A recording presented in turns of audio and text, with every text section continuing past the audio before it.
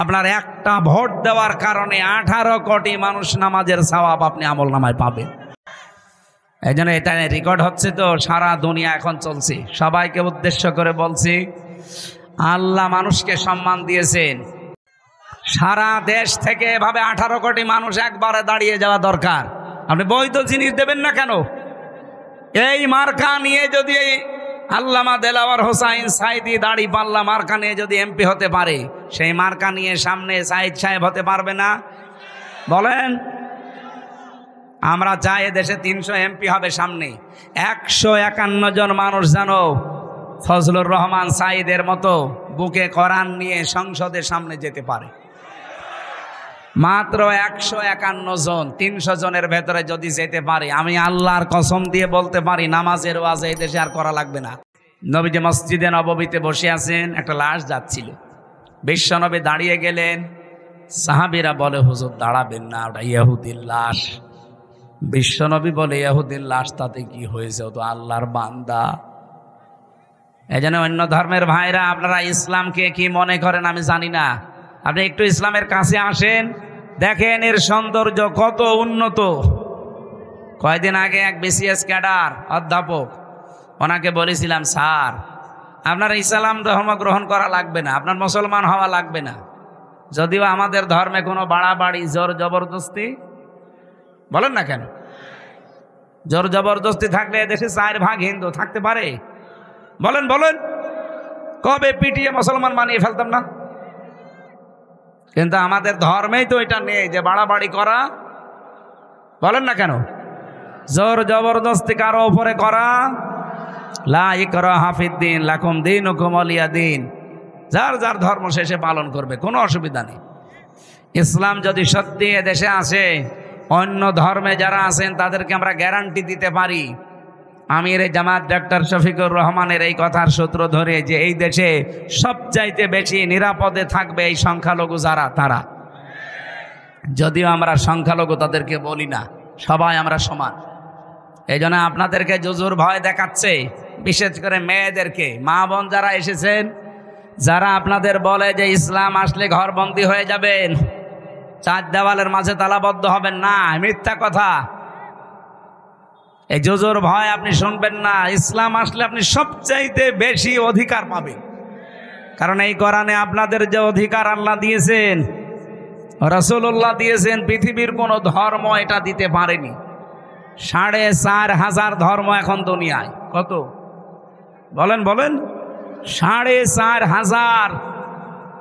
কোন ধর্মে মেয়েদের এত অধিকার দেওয়া হয়নি যত অধিকার আল্লাহ ইসলামে দিয়েছেন। সুবহানাল্লাহ বলতে পারেন নাই? আর ওইটা যদি কায়েম হয় কি হবে আপনি টের পাচ্ছেন? আমরা তো ওইটা চাচ্ছি।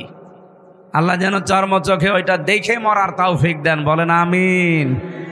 আমি আবার স্মরণ করাচ্ছি, যারা উস্কানিতে পা দিচ্ছেন, কারো উস্কানিতে পা দেওয়া যাবে না। দেশটা শান্ত থাকতে দিন। আজকে রাতের ঘোষণা যা পাচ্ছেন, যদি সত্যিই ঘূর্ণ অক্ষরেও জানতে পারে আপনি দেশের বিরুদ্ধে, এই দেশের যৌথ বাহিনী কিন্তু নেমে পড়েছে, আপনাকে আস্ত রাখবে না। আর একবার যদি 4 দেওয়ালের মাঝে যান না, কোনো বাপ আপনাকে বাঁচাবে না।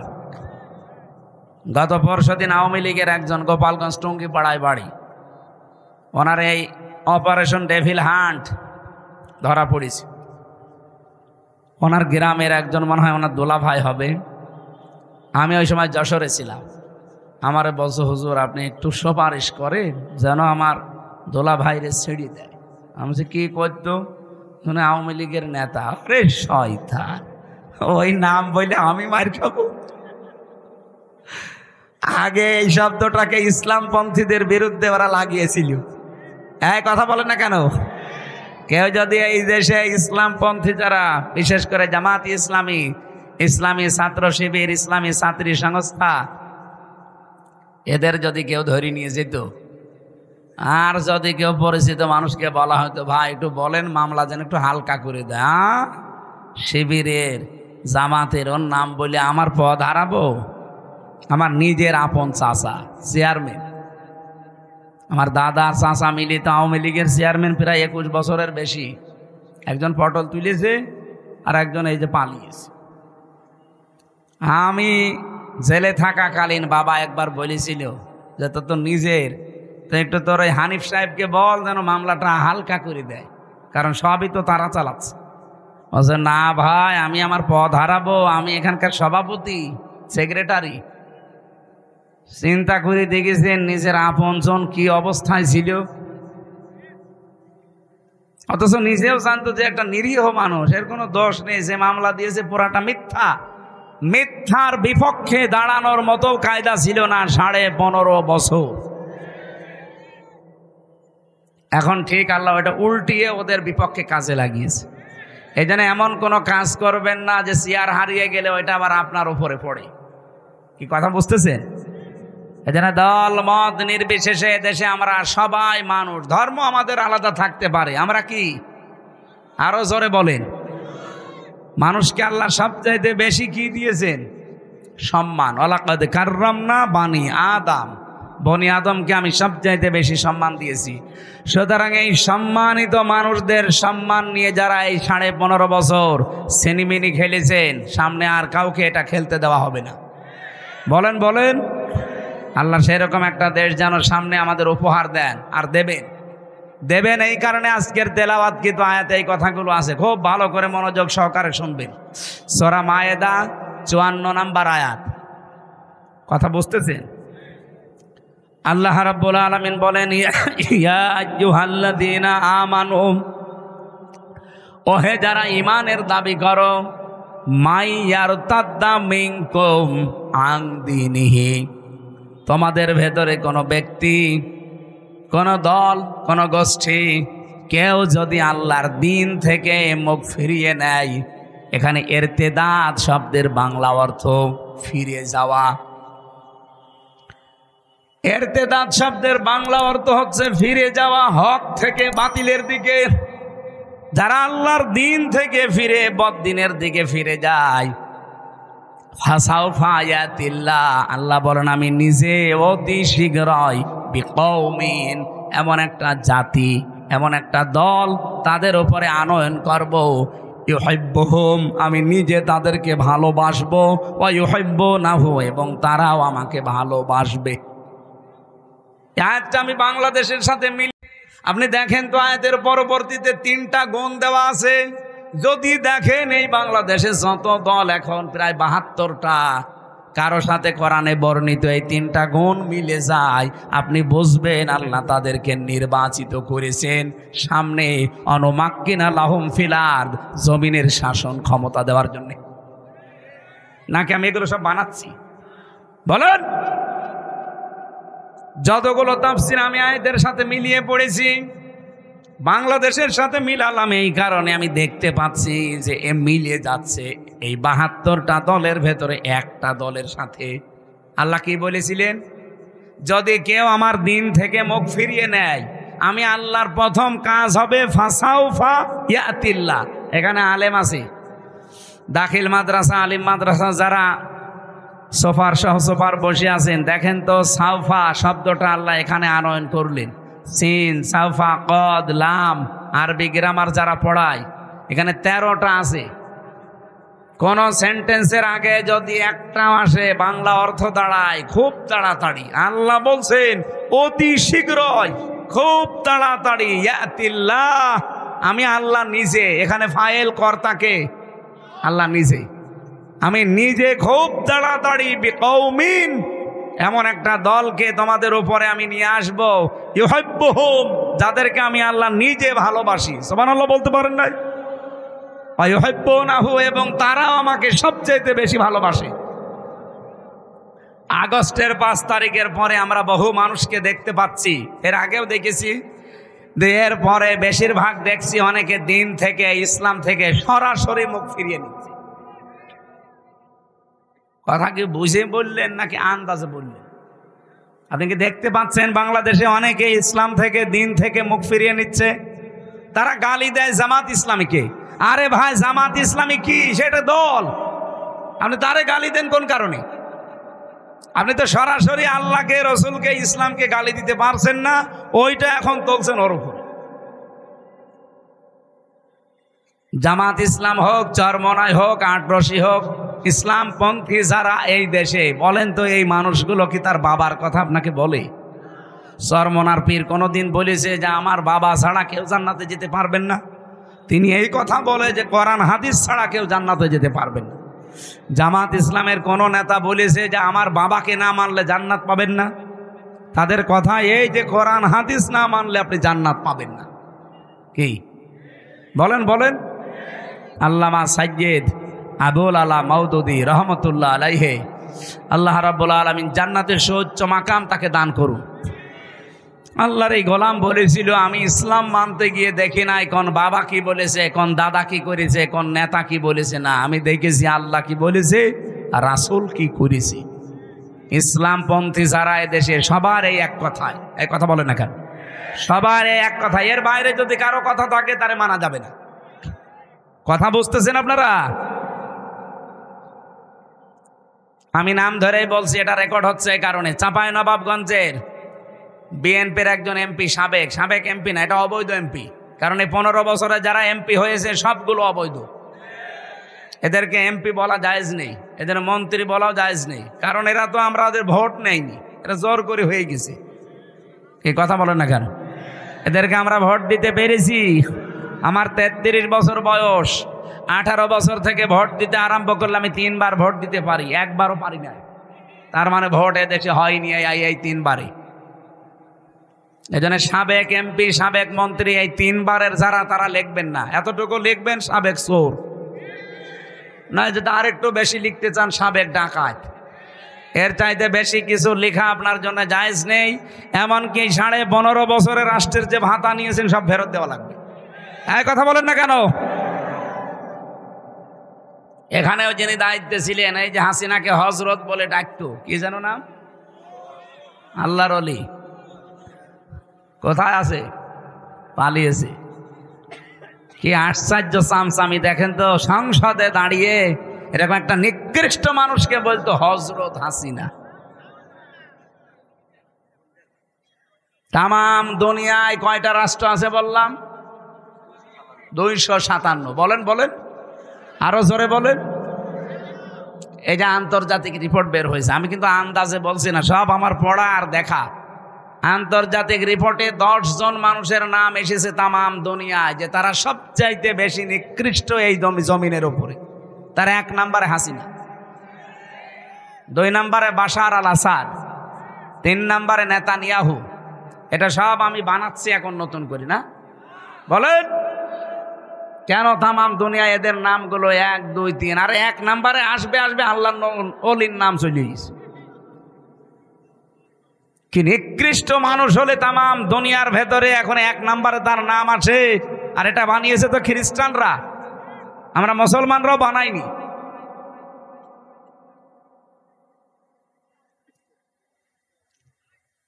তামাম দুনিয়ায়, শুধু বাংলাদেশে না, তামাম পৃথিবীর ভেতরে একেবারে নিকৃষ্ট মানুষ এখন যত মানুষ দুনিয়া এখন জীবিত আছে, তাদের ভেতরে 1 নাম্বার উনি। কি করেছে আপনি চিন্তা করতে পারেন?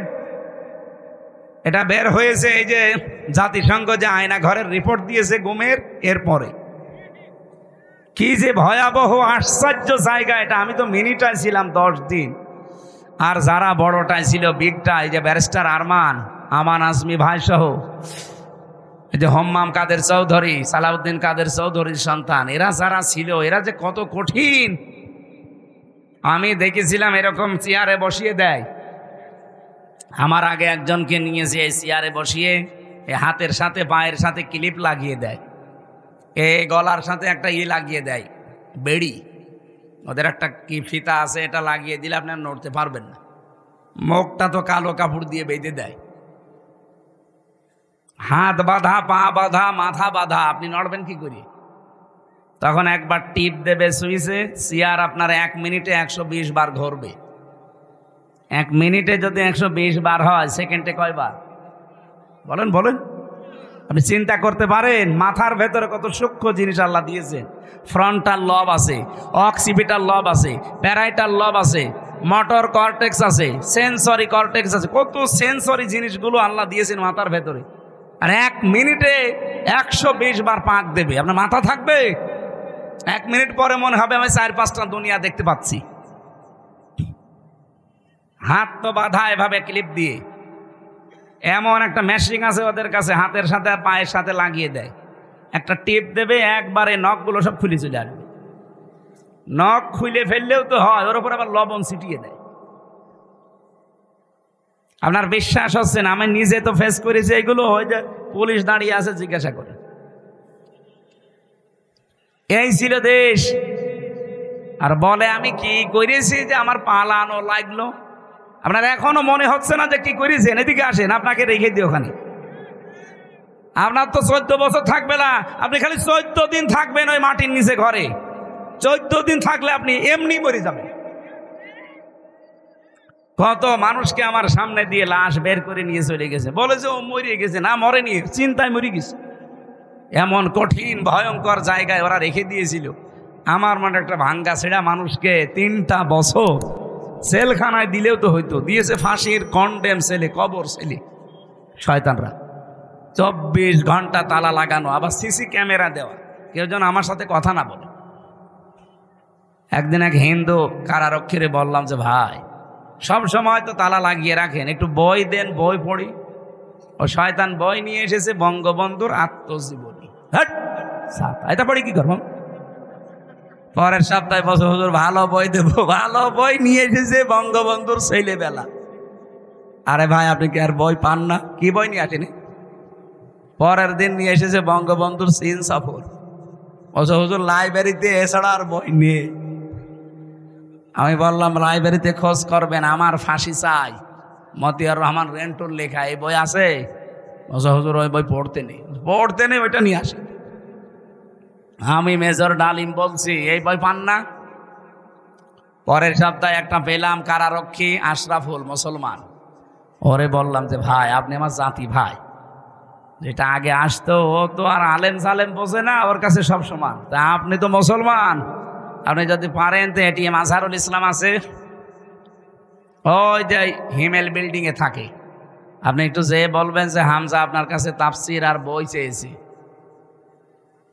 উনি আমারে কিছু বই আর তাফসির পাঠিয়েছিল, তাফহিমুল কোরআন ফি জিলালিল কোরআন, প্রোডাক্টিভ মুসলিম, কারাগারে রাত দিন, জয়নব আল গাজালি, সালমান আল আউদা, এরকম ওনার কাছে বহু বই ছিল, তার ভেতরে কিছু কিছু পাঠিয়েছিল। নিরপরাধে এই মানুষটার সাথে 3টা বছর কাটিয়ে আসলাম। দেশটা স্বাধীন হয়েছে, কিন্তু এই মানুষটা এখনো মুক্ত বাতাসে বের হতে পারেনি। তার নামে যে মামলা, পুরাটা মিথ্যা, বানোয়াট আর হিংসার বশবর্তী হয়ে দেওয়া। কি কথা বলেন না কেন? আমাকে বানিয়ে বলছি। তার যে সাক্ষী আপনি দেখেন, একজন দেখেছে 6 মাইল দূর থেকে, আর এক সাক্ষী বলছে আমি 3 মাইল দূর থেকে, আর একজন বলছে আমি 1.5 মাইল দূর থেকে। আরে শয়তান, তোর চোখে কি পাওয়ার যে 6 মাইল দূর থেকে জিনিস দেখিস? মামলা যে দিয়েছে সে পালিয়েছে, মামলার যে আয়ু সে পালিয়েছে, প্রসিকিউটর পালিয়েছে, বিচারক পালিয়েছে, মামলার যিনি বাদী সে পালিয়েছে, কেউ নেই এখন সাক্ষী যে সে পালিয়েছে। কেন ওই লোকটা ভেতরে থাকবে? আপনার বিবেক কাঁদে না? সারা বাংলাদেশের 18 কোটি মানুষের অন্তর কাঁদতেছে এই নিরপরাধ মানুষটার জন্যে। হাসিনা যখন চলে গেছে, ওর কোনো চিহ্ন এ দেশে থাকবে না, কারণ ও ছিল অবৈধ, ওর রায়গুলো অবৈধ। এই কথা বলেন না কেন? ওর অবৈধ রায় এখনো যদি থাকে, তাহলে দেশ স্বাধীন হয়ে কি হইল? আগেই তো ভালো ছিল। এই জন্য আমরা চাই, কালকে ওনার রায় আছে, কোন হাইকোর্ট দেখাবেন না বাঙালিকে। যদি হাইকোর্ট দেখান যে উনি সাজাপ্রাপ্ত, এই জন্য ওনাকে ছাড়া হয় না, তাহলে তারেক জিয়া 9 বছরের সাজাপ্রাপ্ত। এখানে যারা আছে জিজ্ঞাসা করে দেখেন। আর তারেক জিয়ার বউ 3 বছরের সাজাপ্রাপ্ত। তারা যদি সাজাপ্রাপ্ত হওয়ার পরে আগস্টের 5 তারিখে তাদের মামলা ঢিসমিস হয়ে যায়, তারা যদি খালাস পায়, উনিও খালাস পাবে না? মানে লুৎফুজ্জামান বাবর আর উনি এক মামলা, একই ফাঁসির আসামি, একই জায়গায় থাকতো। বলেন, তারে 17 বছর পরে যদি এ সরকার আসার পরে ছেড়ে দেয়, তারেক জিয়ার বন্ধু গিয়াসউদ্দিন মামুনকে 17 বছর পরে যদি ছেড়ে দেওয়া যায়, একটা মজলুম মানুষ, মুরব্বী মানুষ, নিজের কাজ এখন নিজে করতে পারে না, টুইলি বেড়ায়, আর এই মানুষটাকে সারা জীবন 14টা বছর থেকে জেলে রেখে দিলেন। জালেমদের নাই মায়া দেওয়া ছিল না? আপনাদের কি হয়েছে? আশা করছি আগামীকাল যেন ব্যত্যয় না ঘটে। যদি কিছু হয় 3 কোটি মানুষকে জেলে নেওয়া লাগবে আমিরে জামাতের সাথে। হ্যাঁ, কথা বলেন না কেন? এটা রেকর্ড হচ্ছে এবং ছড়াচ্ছে, সবার মাধ্যমে জানাতে চাচ্ছি এটা আমার একার কথা না, সারা বাংলাদেশের সবার মনের কথা এটা। হ্যাঁ, আপনার শত্রুতা থাকতে পারে, কিন্তু মন আপনারও কাঁদে। কথা বলেন না কেন? আমরা চাই আগামীতে আমাদেরকে আর হাইকোর্ট দেখাবেন না। বহু হাইকোর্ট আমরা দেখেছি। কি আমরা চাই আগামীকাল ওনাকে মুক্ত বাতাসে বের করে দিয়ে শেষ বয়সটা অন্তত তার পরিবারের কাছে থাকার ব্যবস্থা করে দিন। লোকটার যে মানবতার দরদ, ইসলামের প্রতি তার যে দরদ, আল্লাহর প্রতি তার যে তাওয়াক্কুল, আমি 3টা বছর দেখেছি। আল্লাহ রাব্বুল আলামিন তার গোলামের জীবনের ভালো কাজগুলো যেন মঞ্জুর করেন। অন্যায় যদি মানুষ হিসাবে কিছু করে থাকে আল্লাহ যেন মাফ করে দেন। শরণজিৎ বাবু কি বলেছিল, শয়তান যদি কাউকে ধরে ছেড়ে দেয়, বাঘে ধরলে ছাড়ে, হাসিনা ধরলে। এই জন্য উনি হাসিনার শিকার। এই দেশের আলেমরা হাসিনার শিকার ছিল। যারা তার পা ছাড়তে পারতো না তারা ছিল ওনার চোখের শোল, তাদেরকে জীবনটা নষ্ট করে দিয়েছে এমন এমন মামলা দিয়ে। মাওলানা মামুনুল হকের নামে ধর্ষণ মামলা দিয়েছে, নাউজুবিল্লাহ। আল্লামা সাঈদীর শেষ মামলা ছিল ধর্ষণ মামলা। চিন্তা করতে পারেন, আমার মতো একটা ভাঙ্গা ছেড়া হুজুর এই যে আগস্টের 5 তারিখের পরে কত মানুষকে তো পিটিয়ে অনেকে মেরে ফেলেছে। ঝিনাইদহে একজনকে মেরে টাঙিয়ে রেখেছিল। এমনকি বাংলাদেশের বিভিন্ন জায়গায় বাড়ি ঘর ভাঙা হয়েছে। কি কথা বলেন না কেন? আপনার কি মনে হয় এখন যদি কেউ আপনাকে বলে যে আমির হামজা এই আগস্টের 5 তারিখে এই 10 জন মেয়েকে ধর্ষণ করেছে, আপনি বিশ্বাস করবেন? বলেন বলেন। যে অমকের বাড়িতেও আগুন লাগিয়েছে, বিশ্বাস করবেন? আমার মতো একটা ভাঙ্গা ছেড়া আমারে আপনি বিশ্বাস করেন না? আল্লামা সাঈদীর বিরুদ্ধে উনি মানুষের বাড়িতে আগুন দিয়েছে, ও ধর্ষণ করেছে, আপনি এটা বিশ্বাস করেন কি করে? যে মহিলাকে সাজিয়ে নিয়ে এসেছিল ওই মহিলার অ্যাডভোকেট তাজুল ইসলাম জিজ্ঞাসা করছে, ওই মেয়ে ওই আল্লামা সাঈদী ধর্ষণ করেছে তোমাকে? বলছে জি হ্যাঁ। তোমার জন্ম তারিখ কত? 1975। ধর্ষণ করেছে কত সালে? 1971। অ্যাডভোকেট তাজুল ইসলাম ওই দিনই বলেছিল, মাননীয় আদালত পয়েন্টটা একটু লেখেন, লিখে রাখেন, এই মহিলার জন্ম 75-এ, ধর্ষিতা হয়েছে 71-এ। ওইটা কি রুহের জগতে? ওই দিনে মামলা ঢিসমিস হয়ে যাওয়ার কথা না? কিন্তু হয়নি। ওই যে বিচারপতি কালা মানিক, তার বিসি উড়ে গেছে, ওই শয়তান বলেছিল আল্লামা সাঈদীকে আমি ফাঁসি দিতে পারলাম না, এটা আমার জীবনের বড় আফসোস। এখান থেকেই তো বোঝা যাচ্ছে এগুলো সব বানোয়াট। এদের এই ট্রাইব্যুনালও বানোয়াট, এ বিচার ব্যবস্থাও বানোয়াট, ওই জজও বানোয়াট, বিচারপতিও বানোয়াট, সাক্ষীও বানোয়াট। নাই তো 75-এ জন্ম, 71-এ ধর্ষিতা হয়, কিসের কি? আরে ভাই, অন্যেরটা বাদ দিলাম, আমি তো আমার নিজেরটা তো জানি। আমারে দিয়েছিল আনসারুল্লাহ বাংলা টিমের প্রধান সারা বাংলাদেশের, অথচ সাতাশে কি আমি জানি না। তো এইরকম মিথ্যার ওপরে সব চলতো। আমি কি একটু বানিয়ে বললাম? বলেন বলেন। আমরা নিরপরাধ মানুষটার মুক্তি চাচ্ছি শুধুমাত্র আমাদের ঈমানের দাবিতে। বিশ্বনবী মুহাম্মদুর রাসূলুল্লাহ সাল্লাল্লাহু আলাইহি ওয়াসাল্লাম 1399 জন মানুষকে তিনি শপথ বাক্য পাঠ করিয়েছিলেন হুদায়বিয়ার ওই গাছের নিচে বসে বসে। এ ঘটনা কোনোদিন শোনেননি? কি কি শুনেছেন আপনি? 1399 জনকে বললেন আমার হাতে হাত দাও। ওরা উসমানকে মেরে ফেলেছে, একটা নিরপরাধ মানুষ উসমান। এই নিরপরাধ নির্দোষ মানুষকে মেরে ফেলেছে, এই হত্যার বদলা না নিয়ে আমরা কেউ যাব না। দরকার হয় 1399 জন শহীদ হয়ে যাব। বিশ্বনবী যখন হাত ফেলে দিলেন সবাই হাত দিয়েছে। আল্লাহ পাক বলেন আমার নবী তখন নিজের বাম হাতটা উপরে তুলে দিলেন, ডাক দিয়ে বললেন সাহাবীরা, সূরা ফাতহার 18 নম্বর আয়াত এই মাত্র নাজিল হয়েছে, লাকাদ রাদিয়াল্লাহু আনিল মুমিনিন। আল্লাহ পাক বলেন অবশ্যই আমি আল্লাহ রাজি হয়ে গেছি, না রাজি হব, গেছি। রাদিয়া এটা মাঝি পাস্ট অতীতের শব্দ। এর আগে আবার লাকাদ আছে। আল্লাহ গ্যারান্টি দিয়ে বলছেন আমি কিন্তু রাজি হয়ে গেছি। ইউবাইউনাকা তাহতা শাজারা, এই গাছের নিচে যারা আপনার হাতের উপরে হাত দিয়া শপথ বাক্য পাঠ করছে,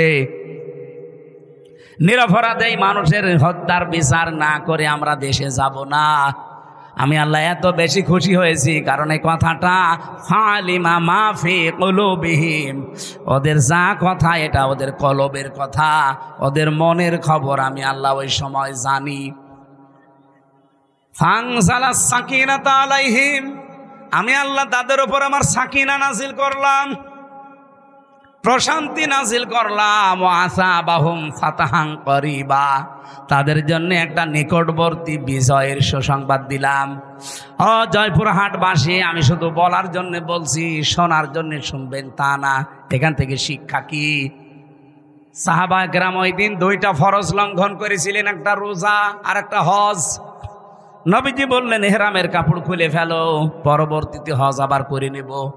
রোজা রেখেছো, রোজা ভেঙে ফেলো, আবার রোজা করে দেব। কিন্তু আজ নিরপরাধ মানুষকে ওরা মেরে ফেলেছে। এই নির্দোষ মানুষের হত্যার বিচার না করে মদিনায় যাব না। এত নরম মনের নবী আজ গরম হয়ে গেছে। ডাক্তার শফিকুর রহমানের মতো মানুষও নরম মানুষ, হঠাৎ গরম হয়ে গেছে। এই কথা বলেন না কেন? আলটিমেটাম কালকে শেষ, কালকে শেষ। কালকে যদি সত্যিই নিরপরাধ মানুষটাকে আপনি মুক্তি না দেন, 3 কোটি মানুষকে বাংলাদেশে জেলে দেওয়া লাগবে। প্রস্তুতি নেন। কোথায় পাবেন জেলখানা? বাংলাদেশে যতগুলো জেল আছে সবচাইতে বেশি যদি মানুষ আটকিয়ে রাখেন 1,10,000 মানুষ আটবে, এরপর আটবে না। আপনি 3 কোটি মানুষ রাখবেন কোথায়? সুতরাং দেশটা যেন অশান্ত না হয়ে যায়, এই ছোট্ট বিষয়টাকে বড় করে না দেখে তাড়াতাড়ি কালকে ওনারে মুক্ত বাতাসে ফিরিয়ে দেন। হ্যাঁ, কথা বলেন না কেন? নবীজি যখন বাম হাত দিলেন, সাহাবী জিজ্ঞাসা করলেন, হে নবী বাম হাতটা কিসের? আল্লাহর নবী বললেন, আজকের এই শপথ অনুষ্ঠানে আমার আল্লাহ রাজি হয়ে গেছে এই 1399 জন সবার উপরে। আমার ওসমান এখানে নেই, ওসমানের ওপরও আল্লাহ তো রাজি হওয়া লাগবে, এই জন্য বাম হাতটা তুলে দিলাম, এটা আমার ওসমানের হাত। বাংলাদেশে 18 কোটি মানুষ কিন্তু রাস্তায় অলরেডি নেমে পড়েছিল এই বিক্ষোভ মিছিলে। আপনি দল মত ওখানে পাননি। আমি তো কুষ্টিয়ায় দেখলাম লক্ষ লক্ষ মানুষ রাস্তায়, এখানে দল মত নেই। সবাই আল্লাহর কোরআনের আয়াত বিশ্বাস করে এই নিরপরাধ মানুষটার মুক্তির জন্য রাস্তায় নেমেছিল। 1500 বছর আগে হুদায়বিয়াতে আল্লাহ যদি নিরপরাধ মানুষের পক্ষ অবলম্বন করার কারণে ওদের উপরে রাজি হয়ে কোরআনের আয়াত নাজিল করে, এটিএম আজহারুল ইসলামের জন্য এই নিরপরাধ নির্দোষ এই মানুষটার মুক্তির জন্য ওই দিন যারা রাস্তায় নেমেছে, আল্লাহর কসম আল্লাহ তাদের উপরও রাজি হয়ে গেছে। আমি কথা বোঝাতে পেরেছি? সত্যি কথা বলছি আমি, কিন্তু দলীয় মনোভাব নিয়ে না, আমি কোরআনের আয়াতের সাথে মিলিয়ে বললাম। ওনারা একটা নিরপরাধ মানুষের পক্ষে থাকার কারণে যদি আল্লাহ রাজি হয়ে যায়, আমরাও তো এই নিরপরাধ মানুষটার পক্ষে আছি। আপনি নিজেই বুঝতে পারছেন সে হাসিনার জিঘাংসার শিকার। খালেদা জিয়া বারবার কিন্তু বলেছে জামাত ইসলামের যাদেরকে ধরে ফাঁসি দেওয়া হয়েছে সবগুলো মানুষ নির্দোষ। এখন ভিডিও আছে। আর আপনি হঠাৎ করে আগস্টের 5 তারিখের পর থেকে কিছু কিছু মানুষ দেখলি ফিরে যাচ্ছে, নাম দিচ্ছে গালি জামাত ইসলামকে। আরে ভাই, জামাতকে তো আপনি গালি দেন না, আপনি তো গালি দেন আল্লাহকে, রসুলকে আর ইসলামকে। বলে ইসলাম নিয়ে নাকি আমরা ধর্ম ব্যবসা করে খাই। আরে শয়তান, সারা জীবনই আমাদের ওই পোশাক আশাক চরিত্র একই আছে। ধর্মের নামে যদি ব্যবসায় দেশে কেউ করে খেতে চায়, যারা শুধু ভোট আসলে টুপি মাথায় দেয় তারা। আজকে লুৎফুজ্জামান বাবরের বক্তব্য শুনেছেন, একটা জনসভা হচ্ছিল। উনি বলছে আমি জেলখানায় 17 বছরে যাবার পর আমার সাথেও ছিল লোকটা 2 মাস। আমি যে ইমান এনেছি, আমার মতো ইমান আমার মনে হয় এদেশের সবাইকে জেলে দেওয়া দরকার, তাহলে আমার মতো এরকম শক্ত ইমানদার হবে। আসলেও তাই। যারা আজ ফটর ফটর করছে, এই যে চাঁপাইনবাবগঞ্জের হারুন আর ওর বউ, এই দুইজনকে জেলে দেওয়া দরকার ছিল, কারণ এই 15.5 বছরে একদিনের জন্য হাসিনার রোষানলে পড়েনি। বিনা ভোটের এমপি তারাও হয়েছিল। 2 বার জেলে গেছে হারুন, একবার রিলিফের টিন আত্মসাৎ করার কারণে, আর একবার শুল্কমুক্ত গাড়ি যেটা সরকার দেয় ওটা বিক্রি করে দেওয়ার কারণে। দলীয় কারণে, ইসলামের কারণে, দেশের কারণে একবারও তারা জেলে যায়নি। জেলে গেছে নিজেদের অপরাধের কারণে। আর তারা যদি এখন এই নিরপরাধ মানুষদের বিপক্ষে কথা বলে, এটা মেনে নেওয়া যায় বলেন? কিছু কিছু মানুষের কথাবার্তারা এমন এমন শুনতে পাচ্ছি। এই জন্য যারা দায়িত্বে আছেন বড় বড়, আপনারাও মাজলুম মানুষ। আমরা আশা করব আপনারা এমন কথা বলবেন না যে আপনার কারণে, আপনার কথার কারণে এদেশের হাজারো হাজারো হাজারো মানুষের অন্তরে আঘাত লাগে। কি আমি নাম নিতে পারলাম নয় মানুষগুলোর। আশা করছি আপনারা পরিবর্তন হবেন। এই জন্য দিন থেকে ফিরে গেলে আল্লাহর কোনো লস আছে, কোনো ক্ষতি আছে? কাজটা নাজিল হয়েছিল হযরতে রাসূলুল্লাহর জীবনের ওই সময়ে, যখন কিছু মানুষ দিন থেকে ফিরে চলে যাচ্ছিল, যে রাসূলুল্লাহকে বিপদে ফেলে দেবে, যে আমরা তোমার পেছনে নেই, তোমার এই দিন কি করে চলে আমরা দেখব। আল্লাহ তখন এটা নাজিল করলেন। হযরতে আবু বকর সিদ্দিক রাদিয়াল্লাহু তাআলা আনহু, তিনি ক্ষমতা নেওয়ার পর, তিনি খলিফা হওয়ার পর চারিদিকে আল্লাহর দিন থেকে বেরিয়ে যাওয়ার হিড়িক তৈরি হয়েছিল। বিশেষ করে কিছু ধর্মত্যাগী, এদিকে তাকান, কিছু ধর্মত্যাগী দ্বারা আল্লাহর দিনের গুরুত্বপূর্ণ বিধান যাকাত এইটা পর্যন্ত দিতে অস্বীকার করেছিল। এটা ইতিহাসে শোনেননি? আবু বকরের সময় এসে তারা আল্লাহর বিধান যাকাত ওরা বলছে আমরা দেব না। হযরতে আবু বকর ঘোষণা দিয়ে দিলেন, রাসূলুল্লাহর জামানায় যারা যাকাত দিতেন, আমার এই সময় এসে যদি যাকাতের একটা ছাগলের দড়িও দিতে কেউ অস্বীকার করেন, আমি আল্লাহর নবীর সাহাবী আবু বকর একা হলেও তার বিরুদ্ধে যুদ্ধ করব। আজ বাংলাদেশের দিকে আমি মেলালাম এই আয়াতটা। কত মানুষ তো ফিরে চলে যাচ্ছেন, রাজনৈতিকভাবে, দলীয়ভাবে, ধর্মীয়ভাবে।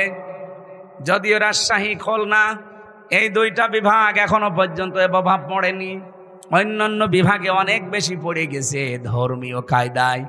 হাজারো মানুষকে আমরা দেখছি দিন থেকে তারা ফিরে চলে যাচ্ছে, আর তারা মনে করছে আমরা দিনই মানছি, অথচ ওটা দিন না। বিশেষ করে কুমিল্লা, ব্রাহ্মণবাড়িয়া, এই যে আমার তাহেরি ভাই, আমি নাম ধরে বললাম, কারণ তারা দিন থেকে মানুষকে দূরে সরিয়ে অন্য জায়গায় নিয়ে চলে যাচ্ছে। ওরা যা করছে আল্লাহর কসম ওটা ইসলাম না। দয়াল বাবা, কেবলা বাবা, ফতে বাবা, শাহ আলী বাবা, কেল্লা বাবা, এ কোনো ইসলাম? বলেন কোনো ইসলাম?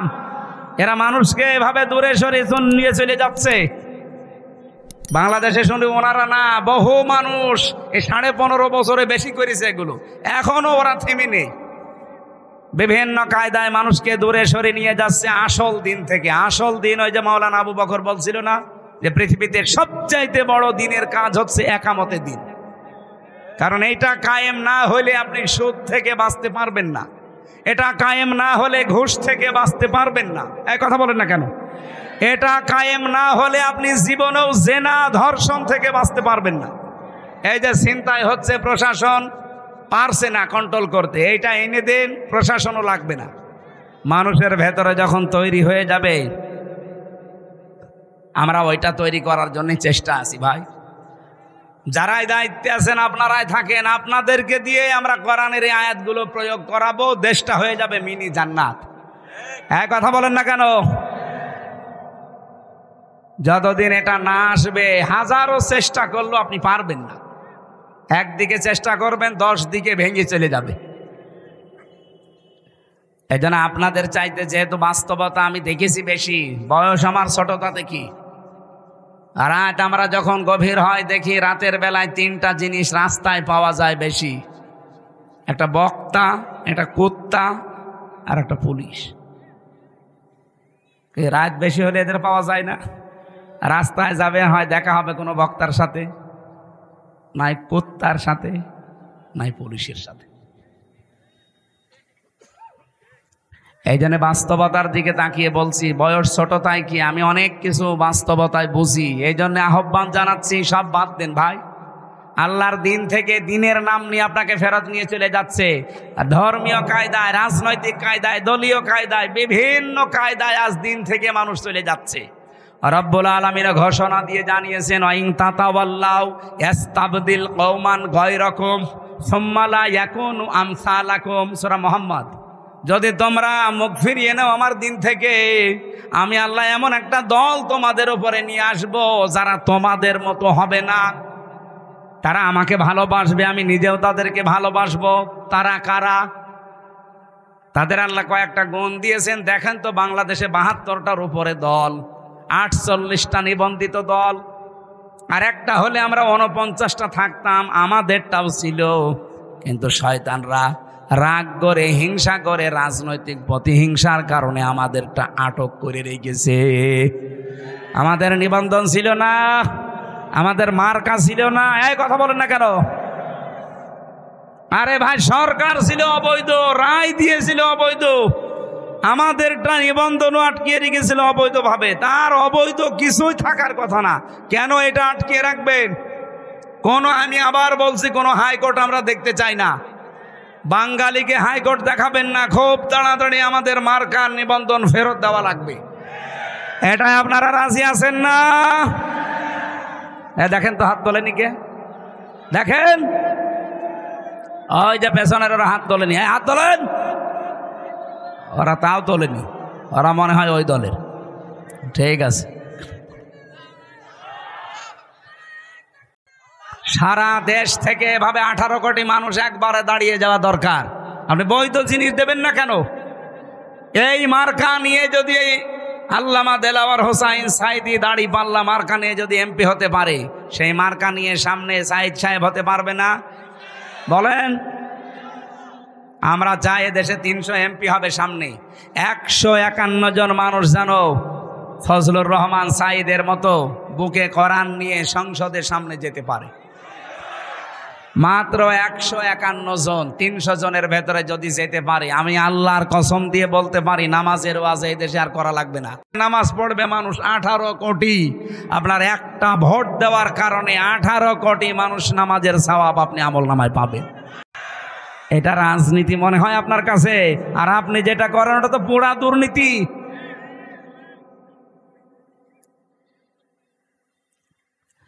হ্যাঁ, ক্ষমতার জন্য কেউ যদি লালায়িত থাকে তাকে ভোট দেওয়া যাবে না, কিন্তু এমন এমন জায়গা আছে যেখানে ক্ষমতা চেয়ে নেওয়া জায়েজ আছে। হযরত ইউসুফ ক্বালা জাআলনি আলা খাযাইনিল আরদি ইন্নী হাফিজুন আলিম। হযরত ইউসুফ আলাইহিস সালাম বলেছিলেন, বাদশাহ, খাদ্যের দায়িত্বটা আমারে দেন, আমি সংরক্ষণ করতে পারবো।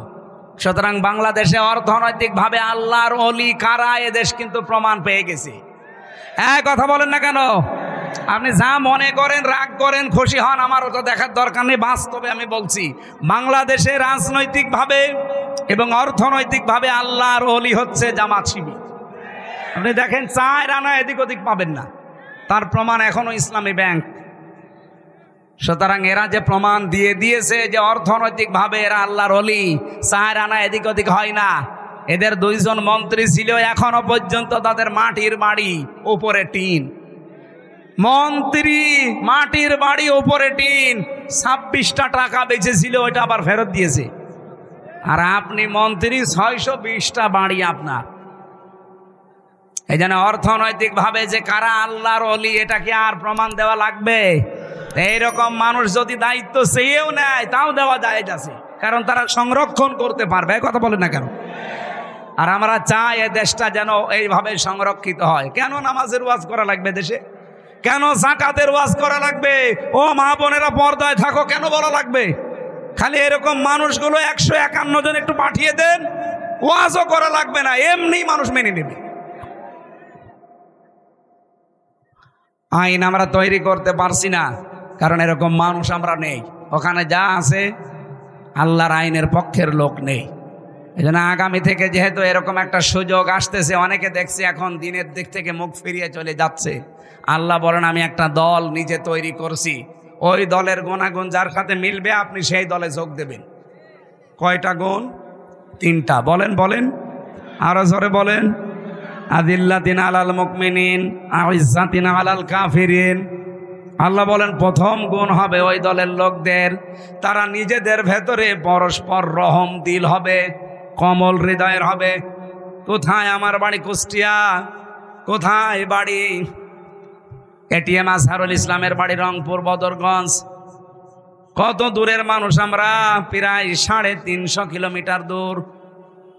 এরপরও আপনি দেখতে পারেন নিজের আপন ভাইকে আমি যতটুকু ভালো না বাসি, তার চাইতে দিনের কারণে, ইমানের কারণে, ইসলামের কারণে আজহারুল ইসলামকে তার চাইতে 100 গুণ বেশি ভালোবাসি। কেন এটা তৈরি হয়েছে? আল্লাহ বলেন আজিল্লাতিন আলাল মুমিনিন, তারা মুমিনদের প্রতি হবে রহম দিল।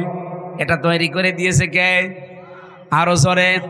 আপনি দেখেন একামতে দিনের দায়িত্বে সারা বাংলাদেশে যারা আছে মনে হয় তারা সবাই এক ভাই, অথচ নিজের আপন ভাই ইসলাম মানে না, দিন মানে না, তাকে আমি জানের শত্রু মনে করি শুধু ইসলামের কারণে। এক কথা বলেন না কেন?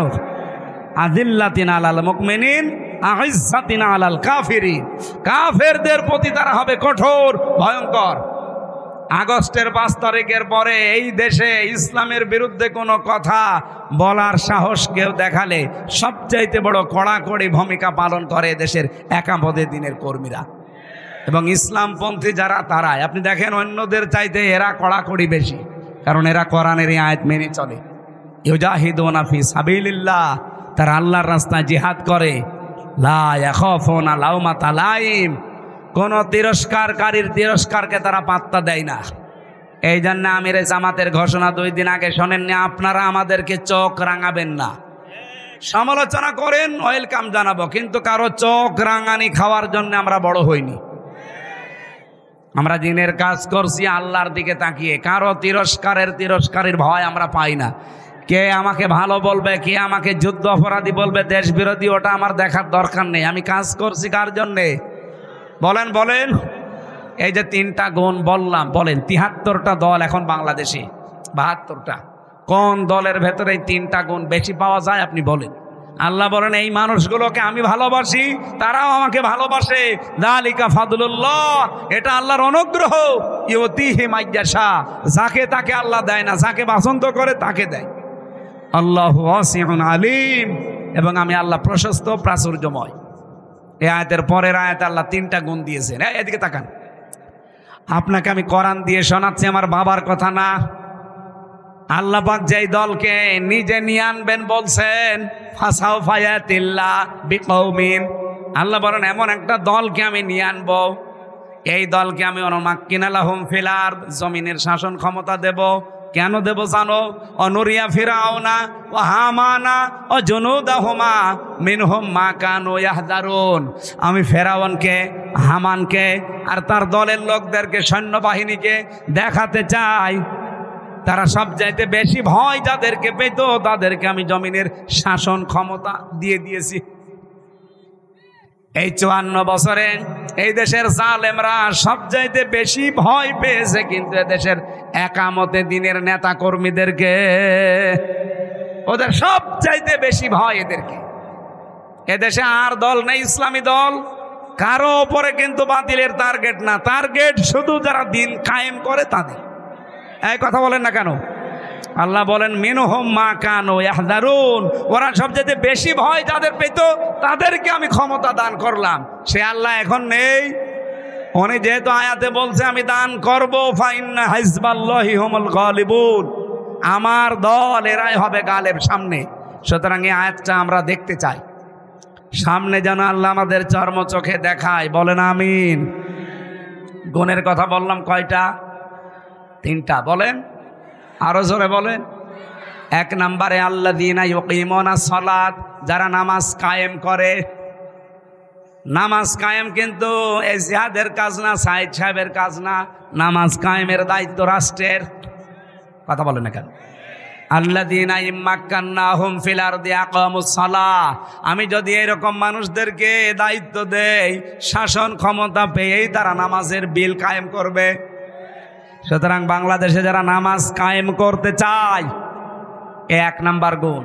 2 নাম্বারে ইউতুনা যাকাতা, যারা যাকাত দিতে চায়। বাংলাদেশের যাকাত আদায়ের দায়িত্ব কি আমার? রাষ্ট্রের। কার? বলেন বলেন।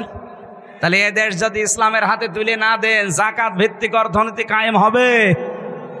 আজ বাংলাদেশে ব্যাংকিং ব্যবস্থার দিকে তাকিয়ে দেখেন তো, ইসলামী ব্যাংকে যে নিয়ম নীতিগুলো মেনে চলে, সব ব্যাংকে যদি এই নিয়ম নীতি থাকতো, সুদের মতোই মারাত্মক গোনা, মায়ের সাথে জেনা করা লাগতো না। সুদ খাওয়া আর মায়ের সাথে জেনা করা সমান। কে কথা বলেন না কেন? আমরা ইসলামী অর্থনীতির মোশারাকা, মোদারাবা, মোরাবাহা, বায়ে সালাম, বায়ে ইস্তেসনা, বায়ে মুআজ্জাল, ওয়াহেদা, এরকম 28টা নিয়ম আছে ইসলামী ব্যাংক যেগুলো মেনে চলে। বাংলাদেশের সোনালী, রূপালী, চৈতালি ব্যাংক আছে, ওটাও হবে। যত রকমের ব্যাংক আছে, সোনালী, রূপালী, এরপরে অগ্রণী, চৈতালি, সব ব্যাংকে যদি ইসলামের এই অর্থনীতি আমরা কায়েম করে দিতে পারতাম, মায়ের সাথে জেনা করার গোনা থেকে বাঁচতে পারতাম। অথচ এই গোনা বাংলাদেশে এখন নেই। বলেন বলেন। এখানে অনেকে বসে আছে, এই যে টাকা ছেড়ে রাখেন, 1000 টাকা ছেড়ে দিলে মাসে মাসে 200 টাকা বেশি দেয়। এই নিয়ম নীতি নেই এলাকায়। এটা যারা করছেন, এটা মায়ের সাথে অলরেডি আপনি জেনা করছেন, এটা ছেড়ে দেওয়া লাগবে। আরে ভাই, মায়ের সাথে জেনা করে এসে নামাজে দাঁড়ালে নামাজ হয়? বলেন। যারা এই কাজে আছেন, কারা কারা এটা ছেড়ে দেবেন? হাত তোলেন তো। 2 হাত তুলছো। এই লোকটা নাই, বললো যে হুজুর আপনার মাহফিল নেবো, এই টাকা ছেড়ে রেখেছে, ওষুধের টাকা। এইদিকে আসেন। না না, ভুল করে না, তবে 2 হাত তুলবে। আপনি আমার মাহফিল নেবেন? কিসের মাহফিল নেবেন আপনি?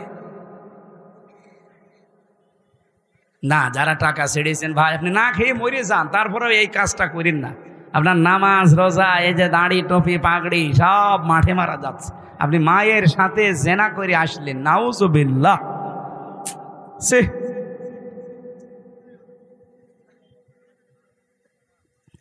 3 নম্বরে ওয়াহুম রাকিউন, যারা রুকুকারীদের সাথে রুকু করে।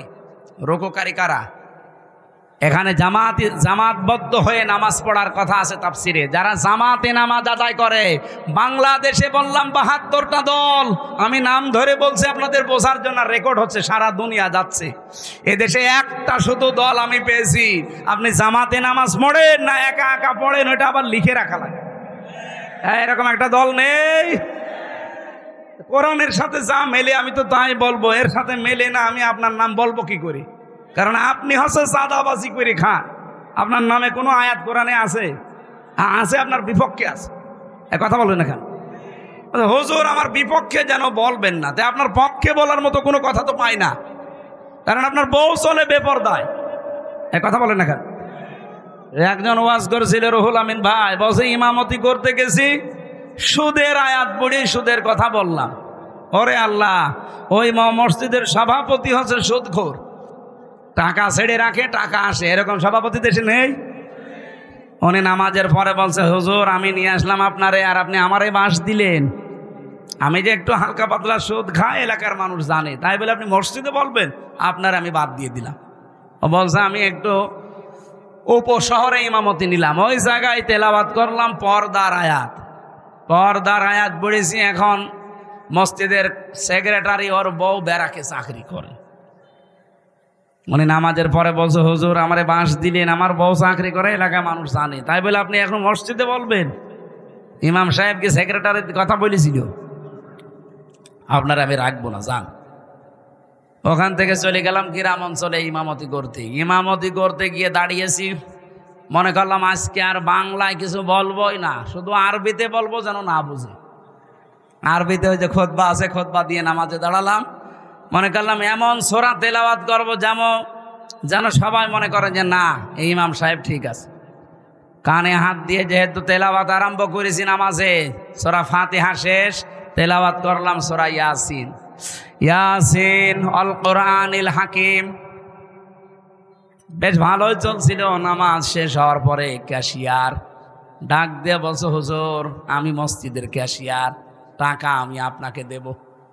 অথচ প্রথম দিন এসে আপনি কি করলেন? মসজিদের সভাপতির নাম ইয়াসিন আর ওর বাপ মরে গেছে, নাম হাকিম।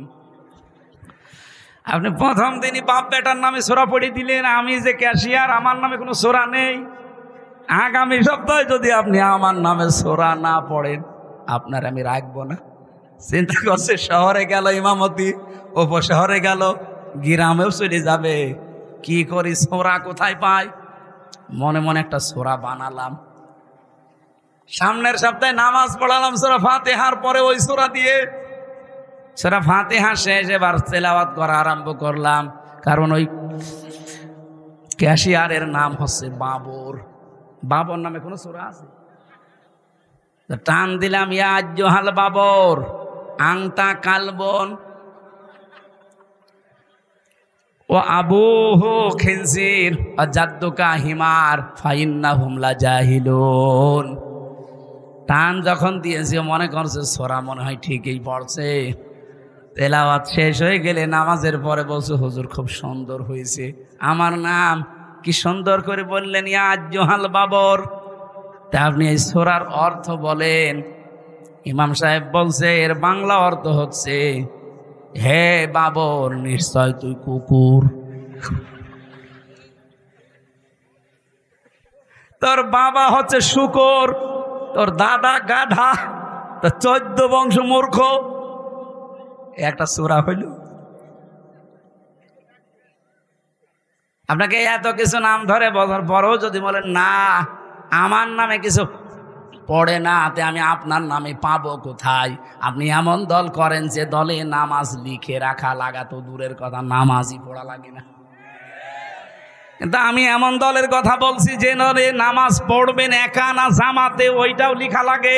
আবার পরের মাসে দেখানো লাগে যে এই দেখেন আমি নামাজ জামাতে পড়েছি এই কয়েক। তো যদি সত্যি আপনার জামাতে নামাজ না থাকে, আপনাকে থ্রেট দেওয়া হবে, আগামী মাসে সংশোধন হবে। এই কথা বলছেন, এটা একটা বিশ্ববিদ্যালয়ের মতো।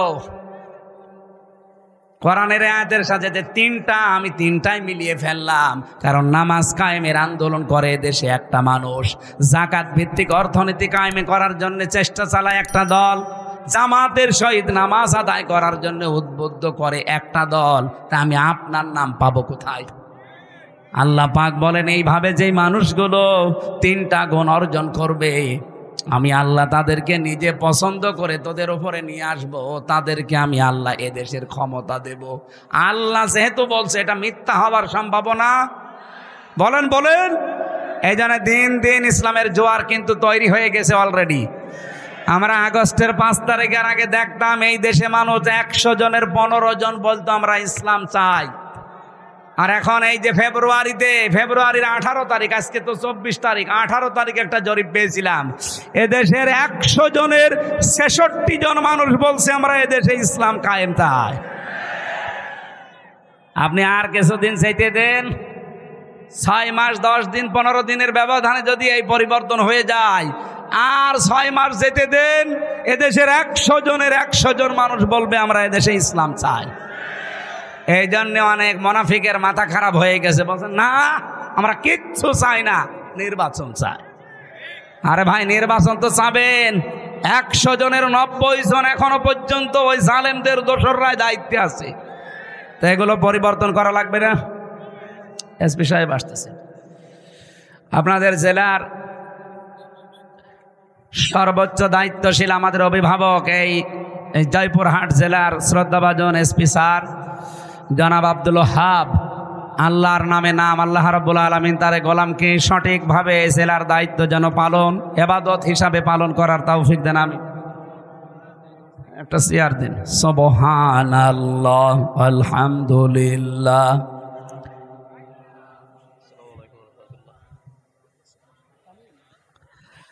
লা ইলাহা ইল্লাল্লাহ মুহাম্মাদুর রাসূলুল্লাহ। এই বসো বসো বসো। নূর আলম ভাই ওসি, আমাদের ওসি সাহেব এসেছে, এসপি সাহেব এসেছে। আপনাদের কিছু ফর্মালিটি আছে, একটু করেন। আমরা 1-1.5 মিনিট সময় দিচ্ছি, করেন। সম্মানিত মানুষদেরকে সম্মান দেওয়া ইমানের দায়িত্ব দেন।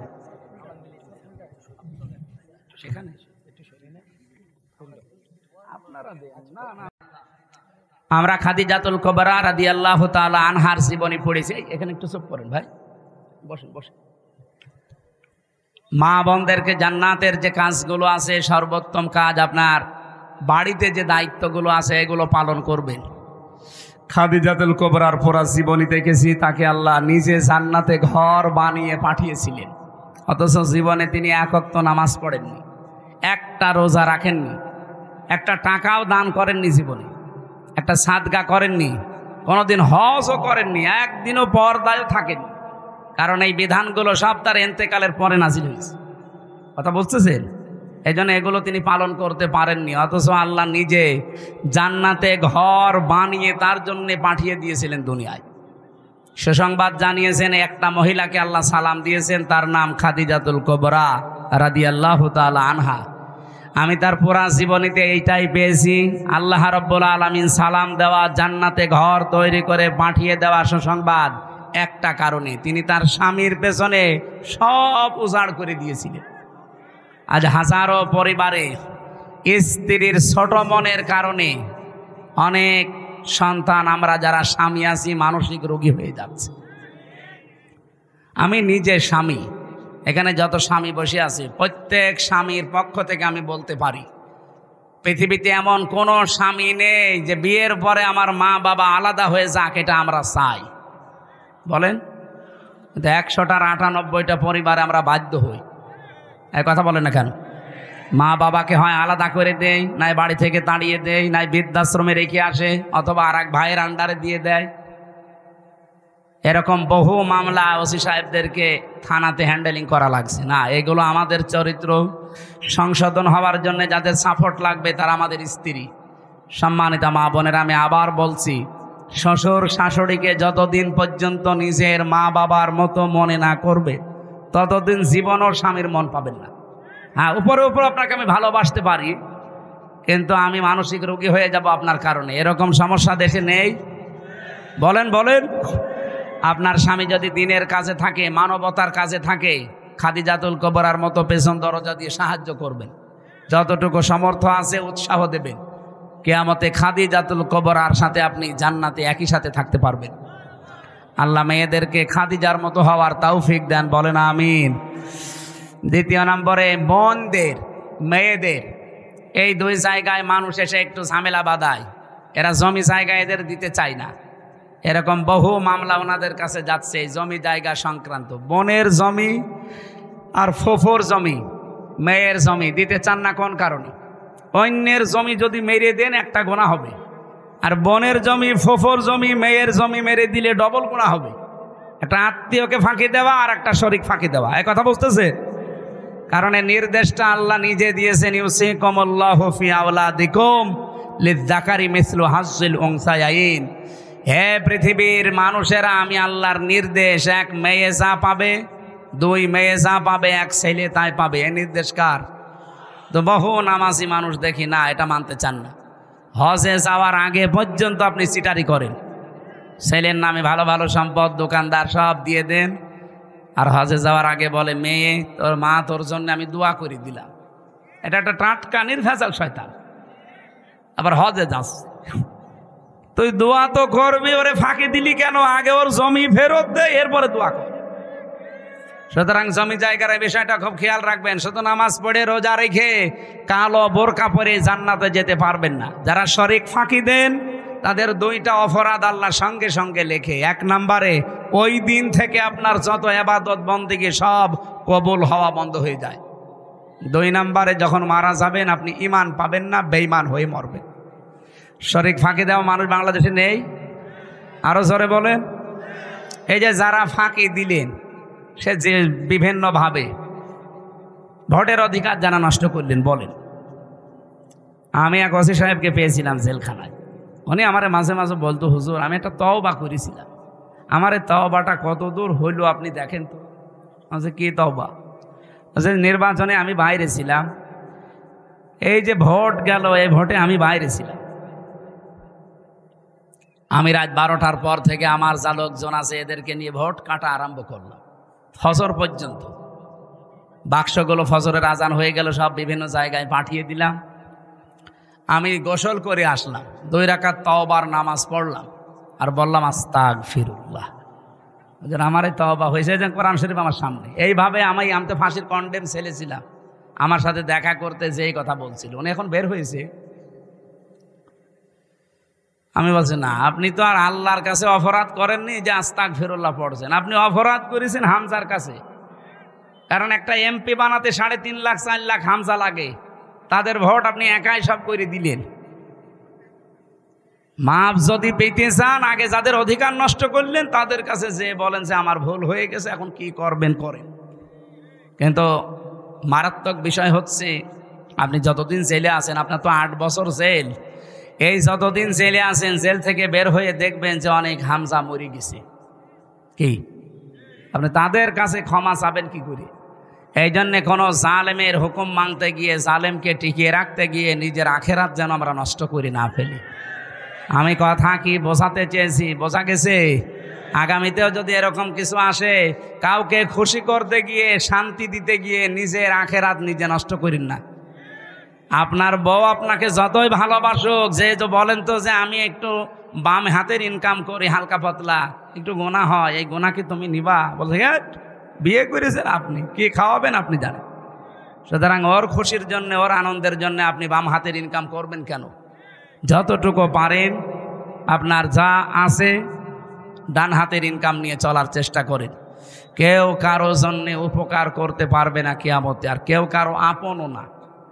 সবগুলো দুনিয়াটা আল্লাহ বানিয়েছেন একটা ধোঁকা। দুনিয়া কি? আমার পূর্বপুরুষ যারা, আমি 3 পুরুষ চিনি। আমার বাবা রিয়াজউদ্দিন, তার বাবা জাহান আলী, তার বাবা নমাজ আলী, এরপরে আমি চিনি না। সত্যি কথা বলছি, আমি চিনি না, আর আমি জানিও না। এখন বলেন তো, এই যে নমাজ আলীর বাবা কে? আমি জানি না। এই মনে করেন তার নাম হজরত আলী। এখন এই লোকটা খুব বেশি হলেও 61 বছর আগে মরে গেছে। আমি হিসাব করে দেখলাম, মাত্র 61 বছর আগে। এই লোকটা যদি এখন কুষ্টিয়ায় এসে বলে যে এই 2 তলা বাড়ি আমার, আমি এই জমি জায়গায় এই ভিটা মিটা সব আমি বানিয়েছিলাম, আমি এখানে থাকতে চাই, আপনারা বলেন আমি ওরে উঠতে দেব? কিসের নমাজ আলীর বাপ আপনি? আমি তো নমাজ আলীকে চিনি না। আমি কি বেশি বললাম? এটা হবে। এই জন্য যাদের জন্য যা করছেন এগুলোই কিন্তু মারাত্মক শত্রু হয়ে দাঁড়াবে সামনে। এই জন্য কারো জন্য কিছু করতে গিয়ে আপনি নিজের আখেরাতটা অলরেডি নষ্ট করেন না। এটা পাগল ছাড়া কেউ করে না। আমি এখন মারা গেলে, সত্যি কথা বলছি, বাড়ি নিয়ে যাবেন, আমার বউকে যদি বলেন হামজা মরে গেছে পাহারা দেন, ও বলবে না, জিন আসবে। পাহারা দিতে হলে 3-4 জন দেন, একসাথে দিই। সকাল হলে আমারে কবরে দিয়ে দেবে।